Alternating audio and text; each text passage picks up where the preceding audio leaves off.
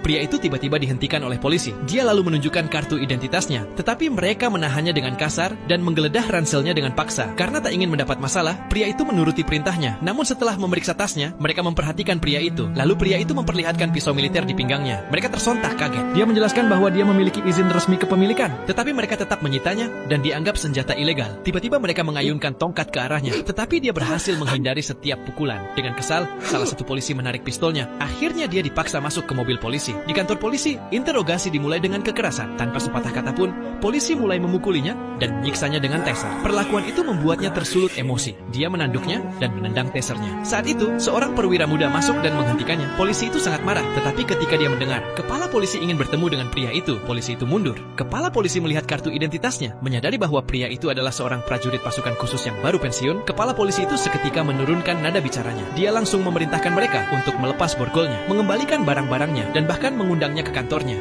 untuk meminta maaf. Pria itu tidak ingin mendengar omong kosongnya. Dia memperhatikan minuman keras mahal dan barang-barang koleksi mencolok di kantor itu. Sepertinya kepala polisi itu sama kotornya dengan yang lain. Benar saja, saat dia pergi, dia membisikkan ancaman. Kota ini di bawah kendali saya. Lebih baik kau tutup mulut. Pria itu hanya terdiam dan pergi. Saat keluar ruangan, dia bertemu dengan seorang wanita yang pernah ia lihat di sebuah restoran. Dia memperhatikannya memasuki kantor kepala polisi. Kedatangan wanita itu hanya untuk membayar uang keamanan, tetapi kepala polisi punya rencana lain. Di bawah ancamannya, si wanita tidak bisa melawan. Di saat yang sama, pria itu menyadari bahwa iPad-nya tertinggal di kantor polisi. Ketika pria itu kembali untuk mengambilnya, dia memergoki kepala polisi sedang melancarkan aksinya, sementara gadis itu tak berdaya di sudut. Sebagai seorang prajurit, pria itu tak mau tinggal diam. Dia menatap dingin ke arah kepala polisi. Polisi itu marah dan menyuruhnya mengambil iPad dan pergi. Amarah polisi itu meledak. Dengan cepat pria itu meraih tangannya dan mematahkan jarinya, lalu menjatuhkannya dengan 2 pukulan. Saat hendak pergi, dia mengambil asbak dan mencabut kabel telepon, meraih tangan wanita itu dan pergi. Tepat saat keluar, seorang polisi masuk ke kantor kepala polisi. Saat polisi itu menyadarinya, dengan cepat asbak itu dilayangkan hingga polisi itu pingsan. Suara itu membuat polisi lain waspada. Dia melilitkan kabel telepon di tangannya, menyerbu masuk ke ruangan dan melumpuhkan mereka semua. Membongkar senjata mereka, dia berencana untuk membawa wanita itu keluar dari pintu belakang. Tetapi tanpa sengaja menerobos masuk ke kantor ketiga orang brengsek itu. Dia mendorong wanita itu keluar pintu dan melancarkan kombinasi serangan yang sempurna, sehingga ketiganya terkapar di lantai.